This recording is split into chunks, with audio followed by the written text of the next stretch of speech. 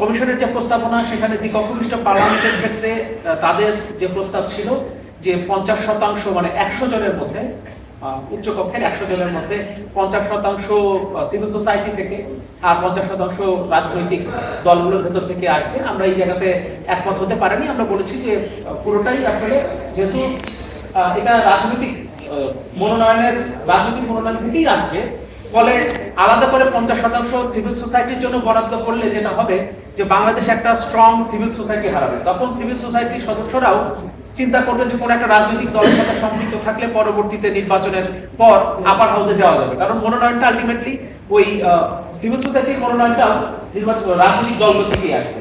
এই কারণে আমরা বাংলাদেশে একটা স্ট্রং সিভিল সোসাইটি যারা নিরপেক্ষভাবে কাজ করবেন সেটা চাই। এই কারণে আমরা মানে সিভিল সোসাইটির মনোনয়ন রাজনৈতিক দল দেবে এই জায়গাতে আমরা একমত হতে পারিনি। এরকম আরো বেশ কিছু জায়গা রয়েছে, যেমন আপার হাউসে 105 জন থাকবেন, 100 জনের পরে বাকি 5 জনকে মনোনয়ন দিবেন রাষ্ট্রপতি, তিনি মনোনীত করবেন, সেই সুযোগটা রাখার পক্ষে আমরা নই।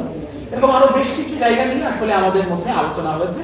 তবে আমরা আগের বারের আলোচনার পরেও যেমন বেশ কিছু জায়গায় ছাড় দিয়ে আমরা আগে 114টি জায়গায়, যেটা আমাদের সাধারণ সম্পাদক শহীদুল্লাহ কায়সার বলছিলেন যে আমরা আগের বার যখন 18টি বসেছিলাম তখন আমরা 114টি বিষয়ে একমত ছিলাম, এবার আমরা বসার আগে 118টি বিষয়ে একমত হয়ে এসেছি।